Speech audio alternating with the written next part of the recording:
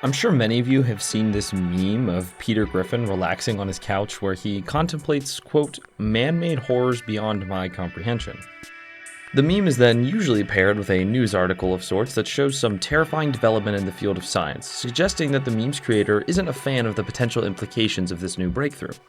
I've seen quite a few of these memes, and they kinda got me thinking about the subject. One thing led to another, and I did what a typical garbage YouTuber does, and turned it into an iceberg chart.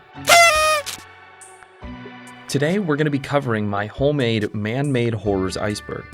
I thought this iceberg was a pretty good topic to work with because there aren't a ton of entries here, but each of them spark pretty interesting discussions about how we interact with the technology that we ourselves create. For this reason, basically every entry on this iceberg is going to fit into one of two categories: existing consequences due to problems we've created, or technologies that we're seeing the advent of fit into dystopian themes in some way. So we aren't going to talk about like mustard gas, that's horrifying, but it doesn't really fit into this category. I want to talk about things we see worked on today that, if left unchecked, could have disastrous consequences for the entirety of the human race, whether by annihilating us or completely changing our way of life or culture and society as a whole, potentially beyond any degree of present recognition. Some of these, however, are also just things that we associate with the meme. I'm no philosopher, and I won't be able to attribute immaculate commentary or consequences with every entry, so to some degree this stuff here is just for fun.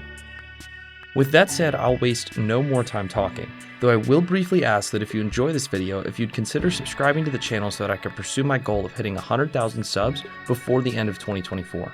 If you like this video, there's plenty more on my channel that you'd enjoy as well, and I can guarantee that there's some future content that you'll also like. Now, let's dive into this iceberg with our very first tier.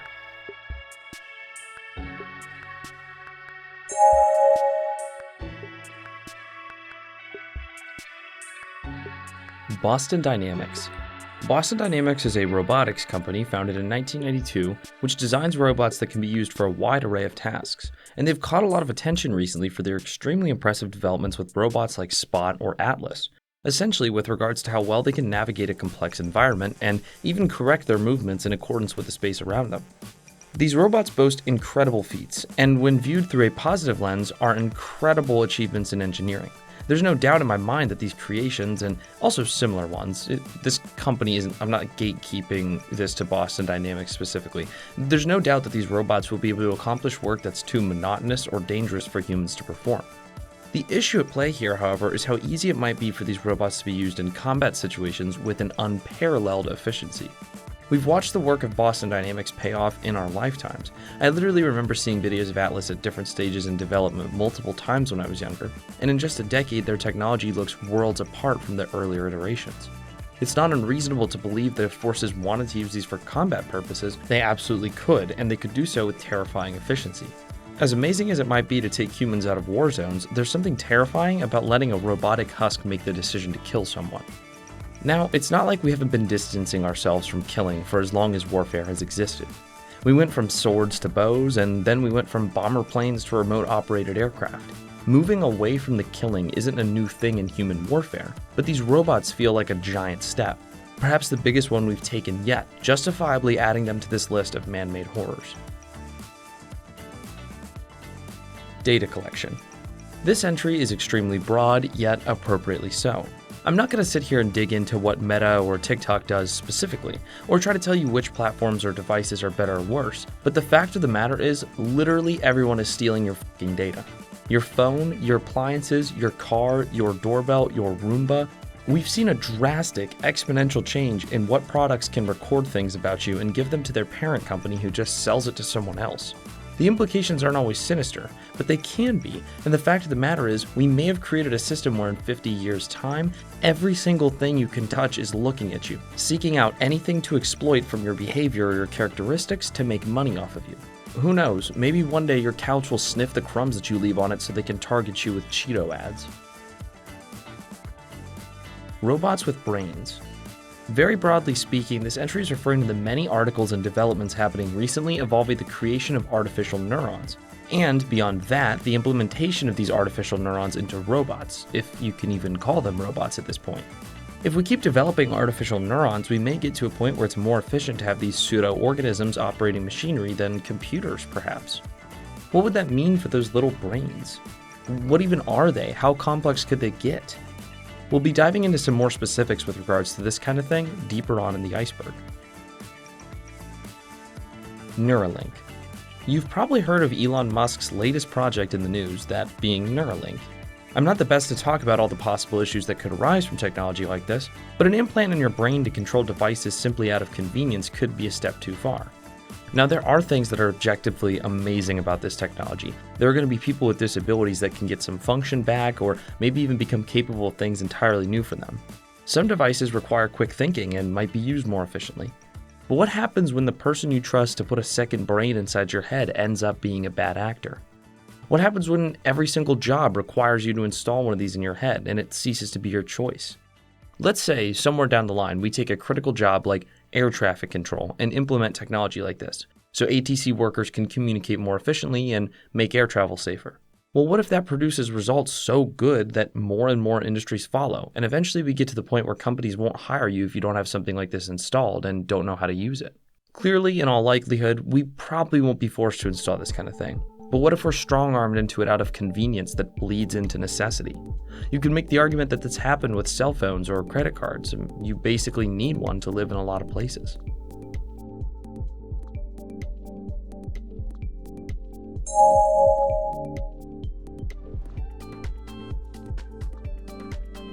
Modern housing solutions. We have a lot of people that we need to house. That's kind of a problem. The American housing economy is absolute booty cheeks right now, and I'm sure that's the same for a lot of places around the world. Rising rent costs have led people to live in tiny homes, and that's cool and all for a starter home, but it also sets a terrifying precedent. I'm not here to have a conversation on housing in general. That's a giant debate, and I'm not qualified to have it. This isn't about 15-minute cities or anything like that either, and I'm not here to debate whether or not urban sprawl is bad.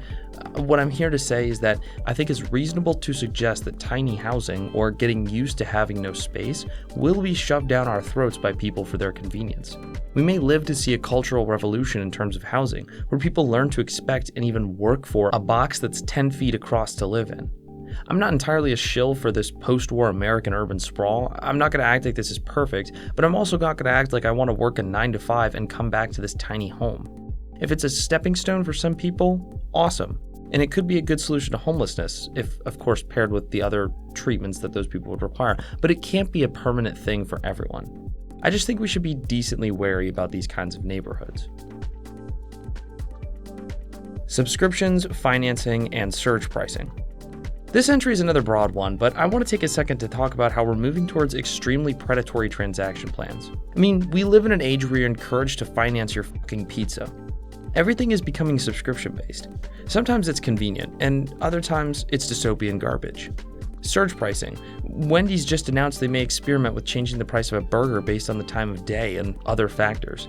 Imagine a world where you try to go into a store and buy a cold glass of lemonade on a summer day, and the cashier looks you dead in the eyes and goes, it's 80 degrees out, it's noon, and you're sweaty, so this is going to be $12.99.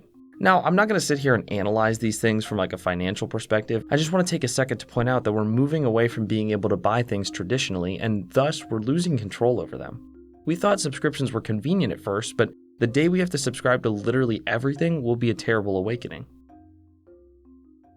Deepfakes. A lot of AI content will be discussed on today's iceberg, as you can probably imagine. Deepfakes in particular are of great concern, not just for what you're probably thinking about, but imagine not being able to trust any video. That's what I'm concerned with here. Falsified evidence with deepfaked materials presented in court, fake speeches from our leaders inciting violence, whatever it may be. There is going to come a time where deepfake videos are so realistic that they're a genuine problem. I can't say where that line is specifically, but I would hope you'd agree with me that that's true.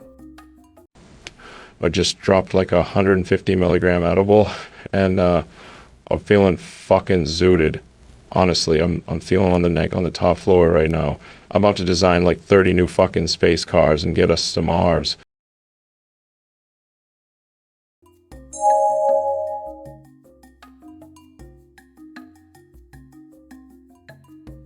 Virtual reality for animals. Something I've seen here and there, albeit with slight variations, is the use of virtual reality to ease the minds of livestock. I think there's a beautiful irony in this situation. It's actually almost funny. How weird does it look to see a cow in a giant factory being stuffed with garbage and led to its slaughter, wearing VR goggles to pretend he's in a pretty field in Scotland? One could argue this is emblematic of many situations that humans find themselves in, being fed fantasies that can't be lived, but can be experienced in part, to make us comfortable as we're fed to the slaughter. I feel like at this stage this isn't terrible, but I don't know, it's just a weird thing to see a cow wearing a VR headset. Just think about it for a sec.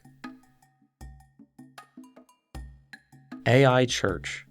This entry is referring specifically to one article that I found out of Germany, where Jonas Simmerlin, a German philosopher and theologian, combined several AI-related tools, mostly just chatbots, and organized them into a sermon made mostly from AI. Basically, Protestant Christians watched this event, which, in my opinion, is more of an art spectacle than anything, where these chatbots delivered extremely deadpan statements about faith, really not saying anything meaningful. The chatbots urged the audience to keep having faith, understand that now is the time, and to not fear death. These claims don't really have any theological basis and just seem like, well, exactly what you'd expect out of ChatGPT if you asked it to produce a sermon. If actually injected with theological knowledge, it might make sense rhetorically, but overall it was just weird.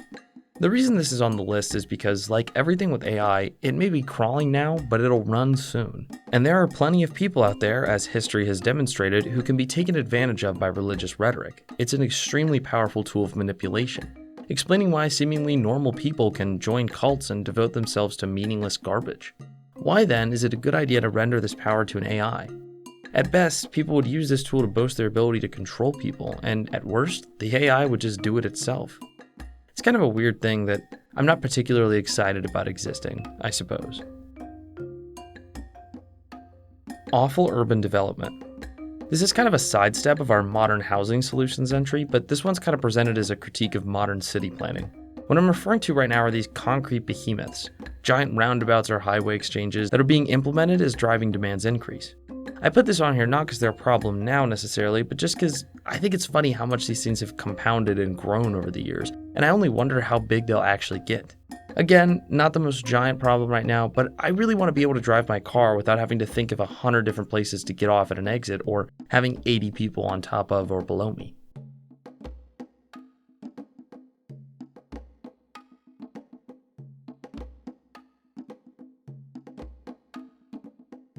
Future animal farming. I'ma just say it, I love to eat meat. I have no plans of being vegan, ever. Eating animals is tied to human society and culture, and it has been for literally thousands of years. We shouldn't stop doing it. But we can recognize that it's getting less and less sustainable, and that factory farms are absolutely terrible and disgusting. I'm personally not opposed to lab-grown meat just on the supposition that it's not natural. I mean, if it works and it tastes the same, I really don't care. But what I'm concerned with regarding this entry is these abominations. Parts of an animal grown just for food, or growing only the edible parts of a chicken for efficiency's sake. If this works, great, but I just feel like something's wrong about it. I mean, imagine if these things experience some sort of consciousness. Imagine seeing these abhorrent creations at the same scale as animals in factory farms now. Thousands and thousands of chickens processed every day being born into this shell with no eyes or mouth, only to be raised, killed, and processed. This isn't something that's terrifying if it's just used for food, but I just don't know how I feel about the idea of being able to grow specific parts of animals. It just feels really weird. Space advertising. Ever seen this photo right here? Imagine you're looking out at the night sky where you should be treated to a beautiful expanse of stars and other celestial bodies shining across your vision, and then you see a fucking can of Pepsi. Right now I'm talking about billboards in space. The feasibility of something like this is growing. It's not a technological dream anymore. This could actually happen. And while generally there are light pollution laws and stuff like that, don't be surprised when companies who bankroll Congress lobby to get this kind of thing done. I could very much see the argument being made that in places like large cities, which already have enough light pollution to block out the night sky, that there's nothing to conserve, and therefore you should be allowed to have this type of advertising in dense urban areas. Again, I think we'd be repulsed by it today, but if you give society enough time and watch as nearly every ounce of space that exists becomes infested with advertising, that this could actually happen. Metaverse vacations. Recently, there's been a body of news articles being written which suggest that metaverse vacations could be a thing soon enough. This, to me, is a major red flag. To me, I see these articles as the beginning steps of desensitization to how awful this idea is.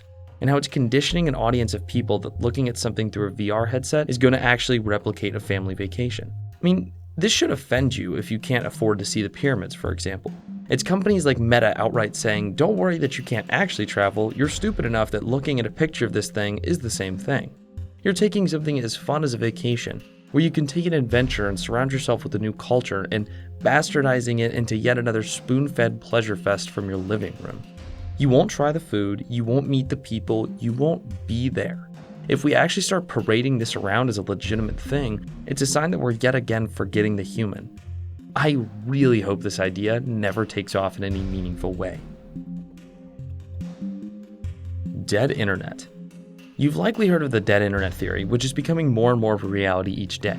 Our AI technology is making it more and more possible that literally everything on the internet, sometimes being claimed as human-made, is just coming from bot traffic and AI-generated stuff. It would mean that something as cool as the internet, which can be used for fostering communities and preserving culture, would just be a cesspool of AI garbage, recycling the same opinions and eliminating discourse. Something I find absolutely hilarious that I had to put into this video somewhere was that when I started researching this meme, I was looking for examples of this meme being used so I could, take those man-made horrors and research them. And what I started to find on Google image search was this. Look at this garbage. What's wrong with it? Well, it's AI generated. It doesn't make sense. It physically resembles this meme, but thematically these photos are empty. There's literally AI content of this meme being generated. That's the most ironic thing I've ever heard.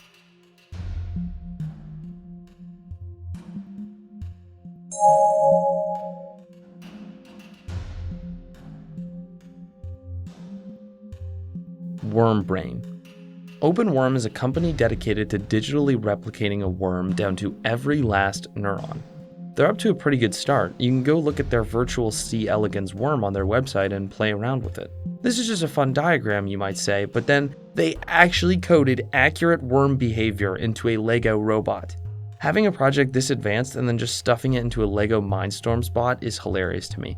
Anyways, the project is still going, but it's wild to think that even with relatively not complex organisms, we could hypothetically discover all of the synaptic weights in their brains and fully remake it digitally. Imagine if we could just make animals. That's insane. Eater. Eater, or Energetically Autonomous Tactical Robot, is a project created by Robotic Technology Incorporated, incredible name, by the way, alongside Cyclone Power Technologies to demonstrate how a robot could fuel itself with biomass, which would mean that, theoretically, under the right conditions, it could operate indefinitely.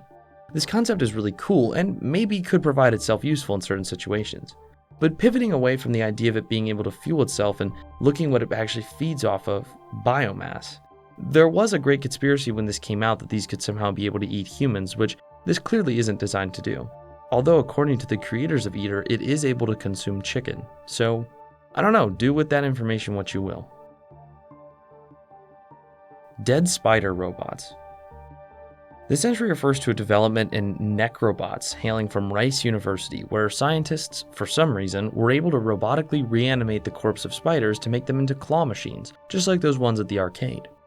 Anyways, in the paper published by these researchers in a journal called Advanced Science, they suggested that this paved the way for making, quote, biodegradable grippers for small objects. The lead researcher here made a pretty good point. People may be put off by the dead spider, but from an engineering standpoint, spiders function in a fascinating way. The researchers showed how to manipulate the hydraulic system that spiders use in a couple of trials I'm showing now. Perhaps most fascinatingly, the spiders were able to perform the gripping task upwards of 100 times, lifting around 130% of their body weight. There was a really interesting speculation here that these tools could be used to remove insects for study without damaging a microecosystem. I think this entry is actually the opposite of a lot that I've put on here today. It's something that looks terrifying and strange, but is actually relatively harmless and may actually have some good uses. But then again, going back to the outside, learning how to manipulate dead bodies is strange. And like a lot of entries in this iceberg, the thought of making the animal to human jump is just terrifying. I guess all we could do is hope that that doesn't happen.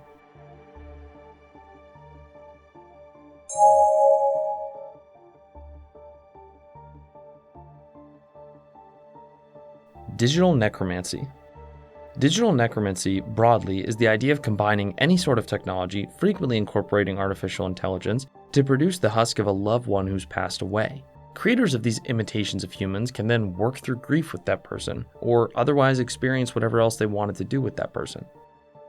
Now, this could be useful in some limited applications. In limited doses, it might help people work through grief. It might be useful for people with disabilities or the elderly who can't understand their loss and could seek comfort from this type of technology. The thing is, though, knowing people, they'd get carried away. When this technology gets to be good, like really good, which it will, we'll be able to create a simulation of a person that can replicate answers in the exact same way that the dead person would have. And I think it would end up being extremely detrimental for the grief process, denying people an actual opportunity to let go and probably even worsening psychological problems instead of making them better. Also, take a second and think about this being used for notorious purposes. If we can make this technology work positively, we can make it work negatively. Imagine someone manipulating your person into telling you horrible things. Imagine you're being tortured and someone brings back your dead wife just to tell you that she's leaving you. It seems like something the human brain shouldn't have to experience. Mammalian virgin births. Parthenogenesis, or literally virgin birth, is exactly what it sounds like. It's something that can happen when a female animal can't find a mate or is otherwise extremely stressed, and it's seen in animals like kimono dragons, for example. Now, the thing about parthenogenesis is it doesn't work in mammals. That was until recently when it was achieved in a lab for the first time using mice, and it actually worked fairly well with one of the mice making it all the way into adulthood. One of the scientists behind this breakthrough explained that under normal circumstances, this type of thing is impossible for mammals due to how genomic imprinting works, but with some epigenetic rewriting, they were able to get around these natural barriers. I thought this was a good example of something to put on the list because, while at first it just seems like another biological innovation, I tend to think that these efforts which reach into creating life unnaturally can be, well, terrifying. I've laid out some of the implications of it throughout this video, but you can also make the general point that this could one day happen to humans. And if so, what would the consequences be? There's an interesting example of that nearly happening way back in 1995, where a boy in the UK grew up with a very asymmetrical face. His mother had him examined, and lo and behold, he had nearly 0 instances of paternal DNA. He's the closest thing to an asexual human reproduction ever recorded. The boy, known anonymously as FD, did have some minor learning difficulties, but was generally healthy. But this goes to show that someone could survive off this type of genetic makeup if this were to happen to humans.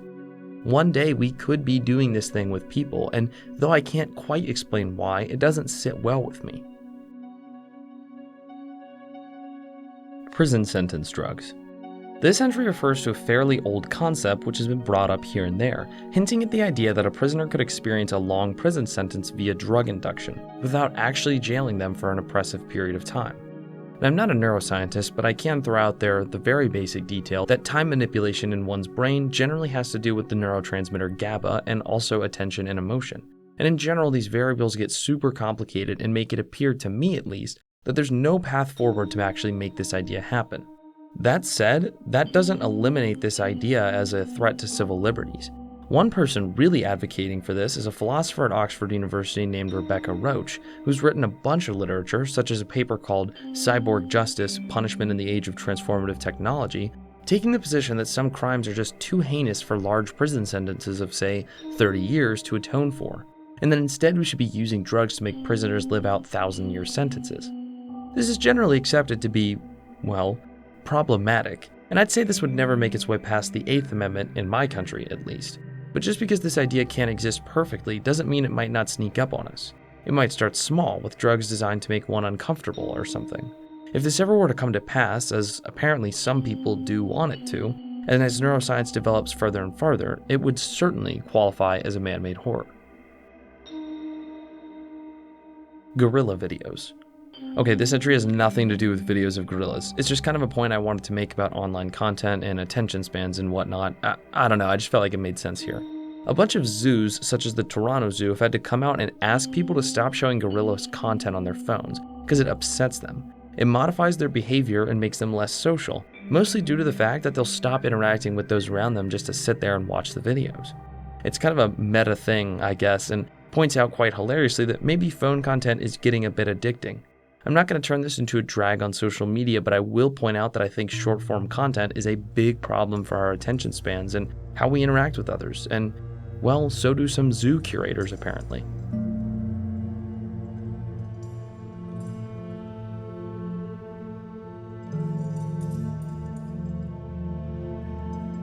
meat grown from human tissue samples. Like I said earlier, I have no problem with the very, very general idea of eating lab-grown meat. If it tastes the same, reduces animal cruelty, is cheaper and better for the environment, and can sustain the same cultural and social norms that regular food does, great. However, I think one might agree that this isn't necessarily the way this technology will be implemented. One slight thing I wanted to mention in this entry is that Bite Labs tried to, back in 2014, create meat like this infused with the DNA of celebrities. Not much has come out of this company since then. I think they aren't around anymore, but this picture really made the rounds back in the day and was super popular with this meme. To be honest, I know for a fact that people would buy this. It's definitely baby steps on the way to just like straight up cannibalism, and I'd really prefer that this just didn't exist. Transplanting memories. Being able to transplant a memory into someone would be pretty freaking insane. The idea that you could genuinely make someone think something happened which didn't could have crazy ramifications. You can manipulate politics, corporations, religions, you could create sleeper agents, or totally upend someone's philosophy and sense of self. So, is that actually feasible? Well, there are generally two ideas of making this happen, either by genuinely chemically planting a memory inside someone's head or inducing it psychologically. The latter has been done frequently. By manipulating details, pain, using leading questions, and other forms of communication, you could pretty reliably make someone believe in something that didn't happen. But what I'm asking is, could you actually plant like an MP4 file in someone's head?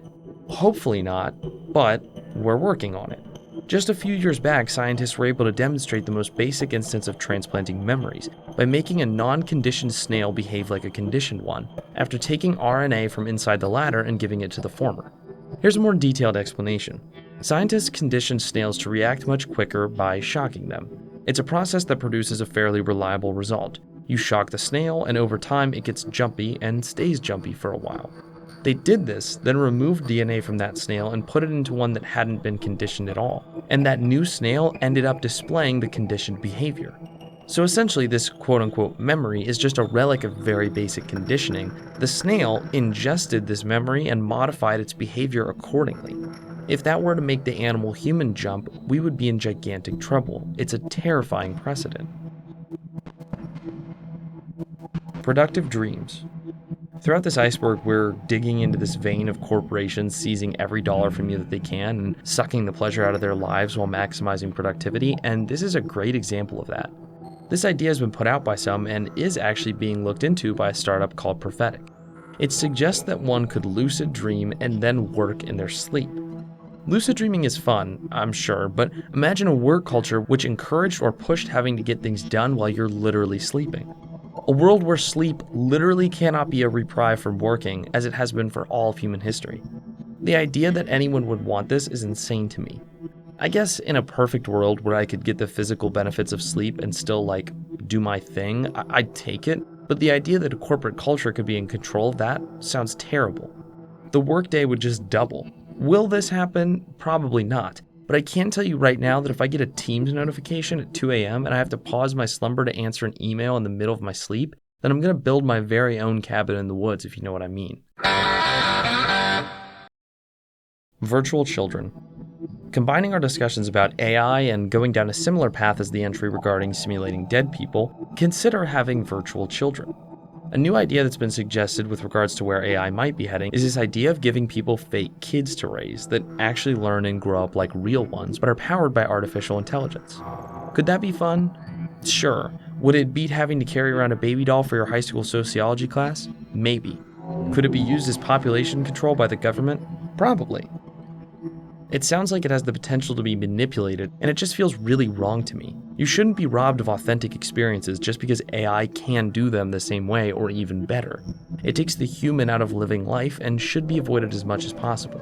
I don't see a world where virtual children would ever be necessary.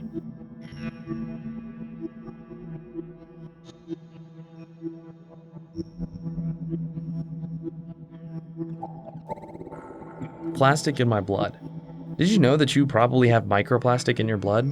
I'm serious. Your blood, your bowels, your heart all probably have plastic in them.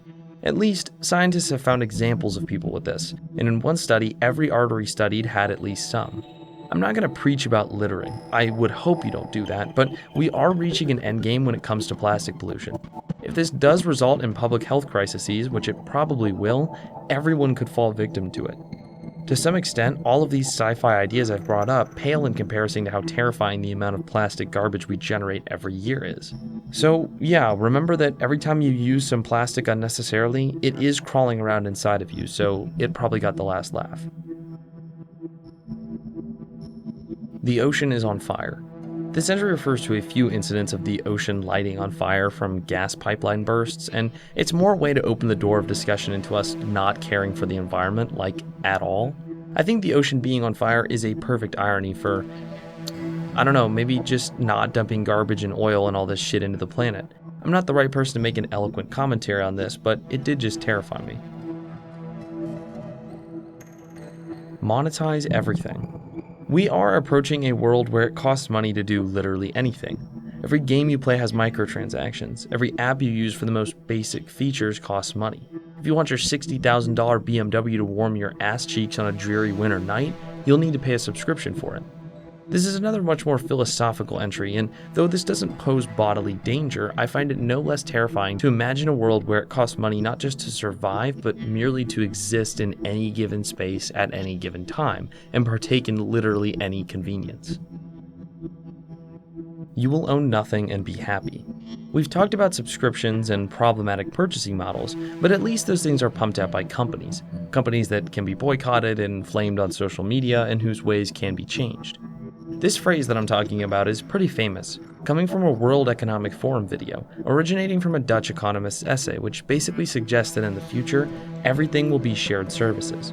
There's no clear, obvious framework for this, but it's just reflecting the idea that we're owning less and less. Maybe your clothes will be a subscription service. Everything will be shared, maybe provided by the government, maybe by powerful companies, who knows and who cares. It's a dystopian thing to see just how excited these wealthy economists and politicians are about this, because you just know this is only going to be something that affects the middle and lower classes. There are some places that this kind of could work in small quantities, but what this concept could lead to if fully implemented is extremely disastrous. Torment Nexus. Ending off this video, we have a phrase that's really guided my entire point today. The Torment Nexus isn't one thing, it's the concept of humans creating something they know is objectively dystopian and scary, but makes money, or satisfies curiosity, or whatnot. The term originated from this tweet, which basically poked fun at the habit of people to create things that have been frequently warned against in science fiction, or other works of art which try and warn us of scary things. Plenty of things on this list have been prophesized by artists and writers, and when they came out, people frequently recognized that these things were scary and could lead to bad consequences. But here we are, making virtual reality systems integrated into our brains, or extremely powerful AI technology, or whatever it might be. Our ability to ignore our own warnings is nothing but a classic and excessively human thing, and I find it hilarious in a terrifying way. So, to conclude this video, try not to create the Torment Nexus. And don't support the people who inevitably will. Okay guys, I had a ton of fun making this quick video. It was a strange leap into crazy ideas. Crazy sometimes in the sense that they're so outlandish, but also crazy in the sense that they seem so destructive and problematic that I can't fathom their existence, and yet I have to, because they're coming. Like I said, I'm not a philosopher, so I won't conclude this video in any wise manner. I just wanted to take a minute to entertain y'all and point your heads in a certain direction. Do with that information whatever you want. Now, at this point, I'd love to say thank you for watching my video. I really hope you enjoyed your visit, and if you'd like to stay, you can do so by hitting the subscribe button to help me get to 100,000 subs by the end of 2024. If you really enjoyed it, I'd also like to point you in the direction of our Discord server, the link to which is in the description, where we talk about videos and potential topics. There's also an experimental Spanish channel where I'll occasionally post videos if you prefer watching in Spanish. Finally, I want to point out that if you're so kind, you can join the SeedButter Patreon, where just $1 a month will grant you a thank you in every single video, and allow me to spend more time focusing on making content. Thank you all for your time, and have a wonderful night. See y'all soon.